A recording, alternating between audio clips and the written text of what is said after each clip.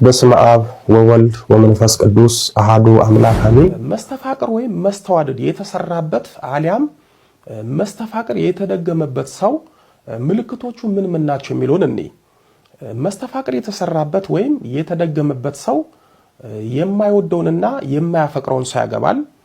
በድንገት የተዋወቀውን ሰው በድንገት ካላገባው ወይም ካልተጋባን ሞቼ ይገኛሉ ይላል። ያፈቀሩትን ሰው 24 ሰዓት ያስባሉ፣ በዚህም ይፍሰከሰካሉ። ያፈቀሩትን ሰው ከማምለክ ያልተናነሰ ቦታ ይሰጡታል። እናት አባትን ቤተሰብን አያስቡም። የሚያስቡት ያፈቀሩትን ሰው ብቻ ነው። ላፈቀሩት ሰው እንደ ባሪያ ይገዙለታል። በራሳቸው ማሰብና አንድ ነገር ላይ መወሰን አይችሉም። ያፈቀሩት ሰው ከተዋቸው ከተለያቸው ቤት ዘግተው ለብቻቸው ተቀምጠው ሊያለቅሱ ይችላሉ። ራሳቸውን ይጠላሉ፣ ይጥላሉ። ብሎም ራሳቸውን በወንድ ወይም በሴት ምክንያት ያጠፋሉ። በመስተፋቅር ምክንያት አንዲት ሴት ወይም አንድ ወንድ ራሳቸውን ሲያጠፉ ሰዎች ራሳቸውን በመስተፋቅር እንዳጠፉ አያውቁም። ይልቁንም ራሳቸውን ያጠፉት ሰዎች ለፍቅር የከፈሉት ዋጋ ይመስላል፣ ግን አይደለም። እውነተኛ ፍቅር ራስን ያስጠፋል። በእርግጥ በፍቅር የተጎዳና የተከዳ ሰው መጥፎ ነገር ውስጥ ሊገባ ይችላል፣ ግን ራስን እስከ ማጥፋት አያደርስም። እጮኛ የሆናቸው ወይም ያገባቸው ሰው በሆነ ነገር እንደያዛቸው እንዳሰራቸው የሆነ ስሜት ይሰማቸዋል፣ ግን ምን እንደሆነ አያውቁም።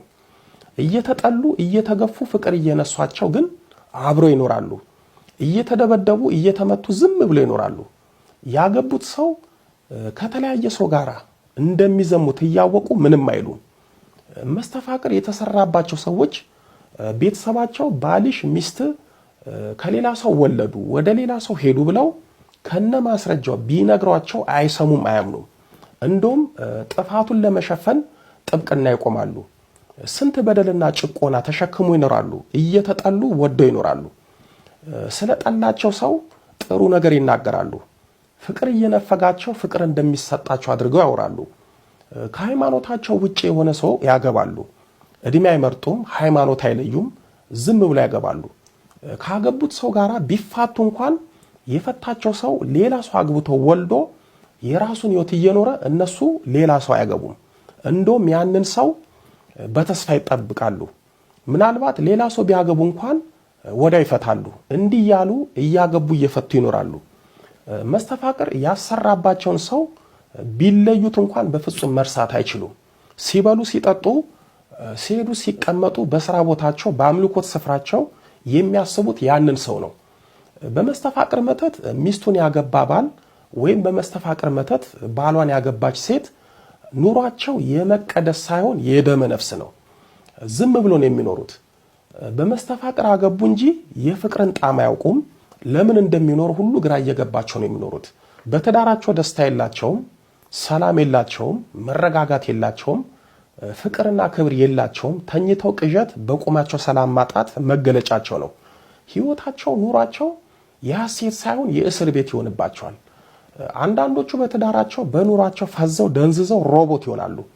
ሌሎቹ ደግሞ በመስተፋቅር ስላገቡ ከተዋወቁበት ቀን ጀምሮ ወይም የመስተፋቅር መተት ከገባባቸው ቀን ጀምሮ ራሳቸውን አይሆኑም።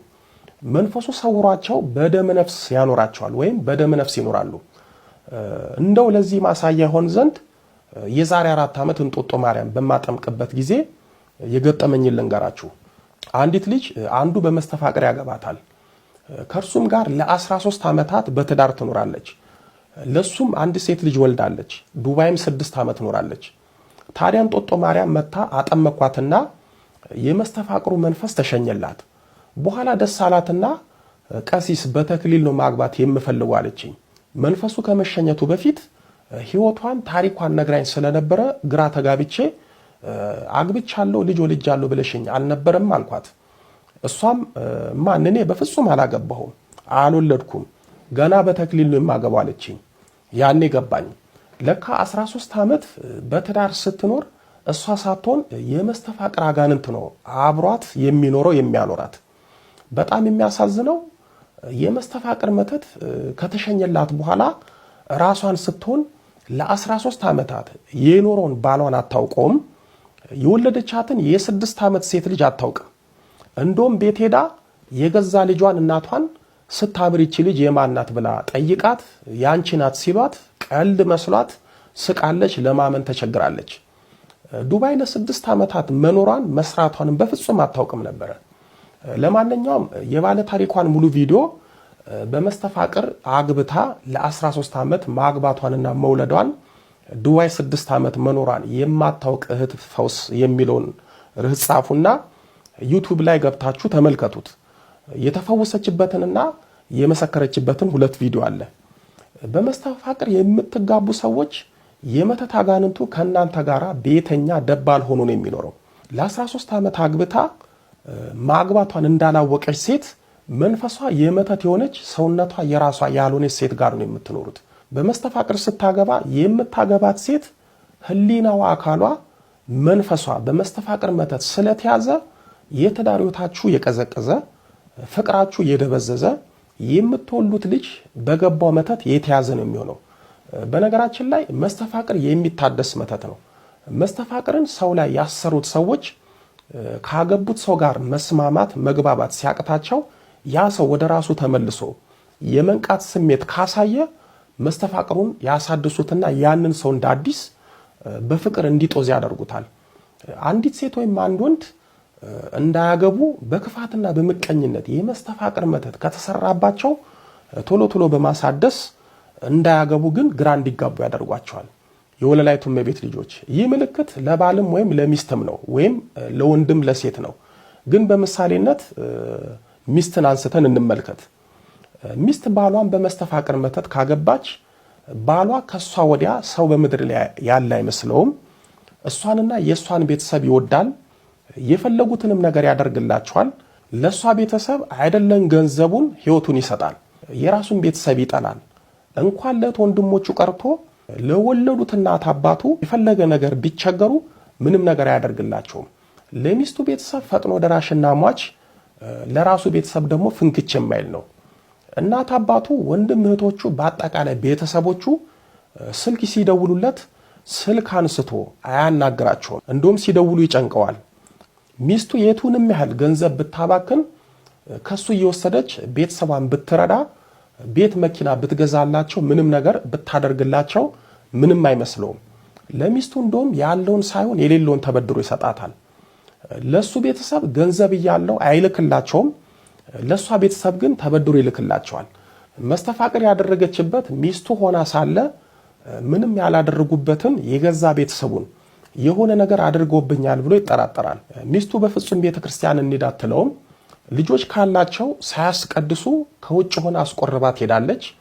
እሷ መተተኛ ሆና ባሏን አባቶችን ካህናትን እንዳያምን መተተኛ ናቸው ትላለች።